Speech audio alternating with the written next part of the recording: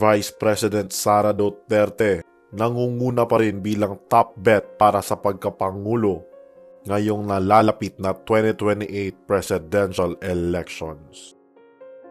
Speaker Romualdez kulelat, 2028 presidential elections, malayo pa ngunit mukhang maliwanag na ang mga apelyidong pagpipilian ng sambayanang Pilipino para maging susunod na presidente ng bansa.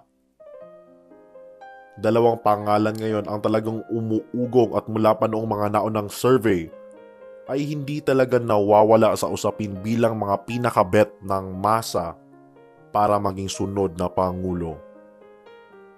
Ito ay sina Senador Raffy Tulfo na talaga namang napakatunog na dati pa. Kahit hindi pa nito pinapasok ang mundo ng politika ay talagang marami na itong mga taga-suporta at taga-hanga. At syempre, ang ating Vice Presidente Sara Duterte na talagang labis na pinag-uusapan nitong mga nakaraang linggo dahil nga sa kanyang ama na si former President Rodrigo Duterte na nagbitaw ng mga maaanghang na pasabog laban kay Pangulong Bongbong Marcos Jr. na dati ay itinuturing nilang political ally. Batay sa survey ng WR Numero Research, ay nangunguna si VP Sara na may 35.6% rating at kasunod naman ito ay si Senator Raffy Tulfo na mayroong 22.5% rating.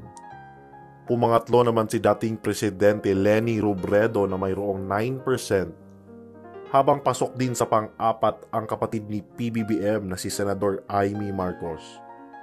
Hindi rin nawala si Senador Manny Pacquiao na nasa pang-5 na may 5% rating at sinundan naman ito ni Sen Idol Robin Padilla sa kanyang 4.6% rating.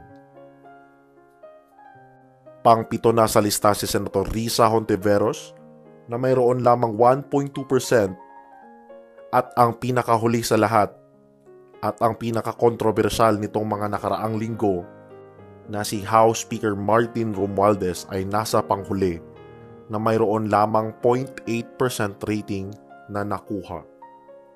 Sa kabila ng mga paninirang natanggap ng Vice Presidente ay patuloy pa rin itong namamayagpag sa mga survey, habang si Speaker Romualdez naman na siyang itinuturong pasimuno di umano ng People's Initiative ay nasa hulihan pa rin at tila napakaliit ng tsansang manalo sa darating na halalan.